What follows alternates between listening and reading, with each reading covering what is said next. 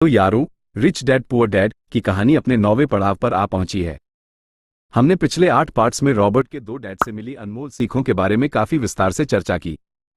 हमने एसेट्स और लायबिलिटीज के फर्क को गहराई से समझा, फाइनेंशियल एजुकेशन के महत्व को जाना, अपना बिजनेस शुरू करने और समझदारी से इन्वेस्टमेंट करने के तरीकों पर गौर किया, खर्चों पर नियंत्रण और कर्ज का सही इस्तेमाल सीखा, टैक्स के नियमों की बारीकियां समझी, एक मजबूत माइंडसेट विकसित करने की कला जानी, इनकम के नए सोर्सेज ढूंढने और सही सलाहकारों को चुनने का महत्व समझा, और हार न मानने, आलोचना से सीखने, प्रेरणा लेने, एक्शन लेने और देने की भावना रखने जैसे जरूरी सिद्धांतों को आत्मसात किया।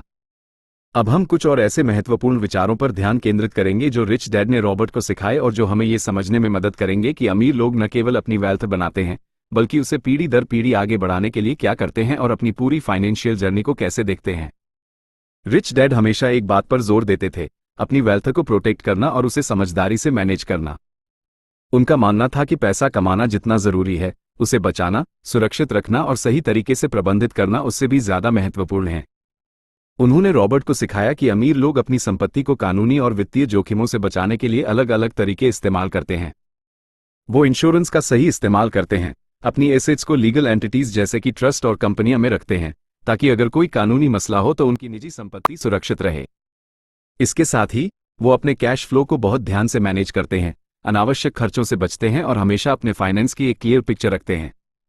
रिच डैड का कहना था कि अपनी मेहनत की कमाई को गंवाना सबसे बुरी बात है, इसलिए उसे बचाने और बढ़ाने के लिए हर संभव कदम उठाना चाहिए।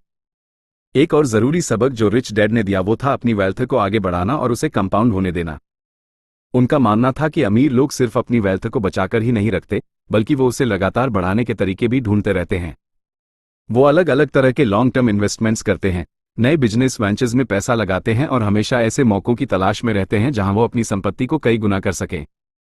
रिच डैड ने रॉबर्ट को सिखाया कि तुम्हें कभी भी अपनी फाइनेंशियल ग्रोथ से संतुष्ट नहीं हो जाना चाहिए, हमेशा सीखते और नए अवसरों को तलाशते रहना चाहिए। कंपाउंडिंग का सिद्धांत, जहां तुम्हारे इन्वेस्टमेंट पर मिलने वाला रिटर्न भी फिर से इन्वेस्ट किया जाता है और वो भी रिटर्न जनरेट करता है, वेल्थ क्रिएशन का एक बहुत बड़ा टूल है जिसे अमीर लोग बखूबी समझते हैं। रिच डैड ने एक और इंटरेस्टिंग बात बताई थी, अपनी विरासत बनाना और दूसरों को सिखाना। उनका कहना था कि अमीर लोग सिर्फ अपने लिए ही वेल्थ नहीं बनाते, बल्कि वो अपनी आने वाली पीढ़ियों के लिए भी एक मजबूत नींव तैयार करते हैं। वो अपनी फाइनेंशियल नॉलेज और एसेट्स को अपनी बच्चों और पोते पोतियों को ट्रांसफर करते हैं, ताकि उनकी फैमिली हमेशा फाइनेंशियली सिक्योर रहे। इसके साथ ही वो दूसरों को भी फाइनेंशियल लिटरेसी सिखाने में विश्वास रखते हैं, ताकि ज्यादा से ज्यादा लोग अमीर बनने के रास्ते पर चल सकें। रिच डैड का मानना था कि सच्ची अमीरी सिर्फ तुम्हारे पास कितना पैसा है ये नहीं है, बल्कि तुम अपनी फैमिली और समाज के लिए क्या छोड़कर जाते हो ये भी है।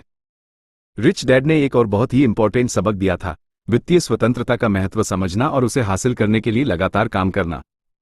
उनका कहना था कि अमीर बनने का असली मकसद सिर्फ ढेर सारा पैसा जमा करना नहीं है, बल्कि वित्तीय स्वतंत्रता हासिल करना है। वित्तीय स्वतंत्रता का मतलब है कि तुम्हारे पास इतने एसेट्स हों जो तुम्हें बिना काम किए भी इनकम देते रहें, जिससे तुम अपना समय उन चीजों पर बिता सको जो तुम्हें सच में पसंद हैं। रिच डैड ने रॉबर्ट को हमेशा वित्तीय स्वतंत्रता को अपना अल्टीमेट गोल बनाने के लिए प्रोत्साहित किया और उस दिशा में लगातार काम करने के लिए प्रेरित किया। रिच डैड ने एक और बात पर जोर दिया था, अपनी गलतियों को स्वीकार करना और उनसे सीखना, और दूसरों की गलतियों से भी सीखना। उन्होंने पहले भी इस बारे में बात की थी, लेकिन इस कॉन्टेक्स्ट में उनका कहना था कि जब तुम वेल्थ बनाने और उसे बढ़ाने की कोशिश करते हो तो तुमसे गलतियां जरूर होंगी। जरूरी यह है कि तुम उन गलतियों को छिपाओ नहीं, बल्कि उन्हें स्वीकार करो और उनसे सीखो ताकि तुम अगली बार बेहतर कर सको। इसके साथ ही दूसरों की गलतियों से सीखना भी बहुत फायदेमंद होता है, क्योंकि इससे तुम बिना खुद वो गलती किए उससे सबक ले सकते हो। तो यारों, रिच डैड पुअर डैड का ये 9वां पार्ट हमें सिखाता है कि अपनी वेल्थ को प्रोटेक्ट करना, उसे लगातार बढ़ाना और कंपाउंड होने देना, अपनी विरासत बनाना और दूसरों को सिखाना, वित्तीय स्वतंत्रता के महत्व को समझना और उसे हासिल करने के लिए लगातार काम करना, और अपनी व दूसरों की गलतियों से सीखना कितना जरूरी है। ये वो फाइनल स्टेप्स हैं जो हमें सिर्फ अमीर ही नहीं, बल्कि एक ऐसी फाइनेंशियल लेगेसी बनाने में मदद करते हैं जो पीढ़ियों तक चलती रहे। अब बस इस कहानी का आखिरी पार्ट बचा है, जिसमें हम पूरी किताब के सार को समझेंगे। उम्मीद है ये समरी सुनकर आपको मजा आया होगा और कुछ नया सीखने को मिला होगा। अगर आपको ये बातें थोड़ी भी काम की लगी हों तो प्लीज इस वीडियो को लाइक जरूर कर दीजिएगा, और अगर आप ऐसे ही और भी दिलचस्प और जानकारी से भरे समरीज सुनना चाहते हैं तो चैनल को सब्सक्राइब करना मत भूलिएगा। और हाँ, अगर आपको लगता है कि ये जानकारी आपके दोस्तों या जानने वालों के लिए भी फायदेमंद हो सकती है तो उनके साथ जरूर शेयर कीजिएगा। मिलते हैं अगले पार्ट में, तब तक सीखते रहिए और आगे बढ़ते रहिए।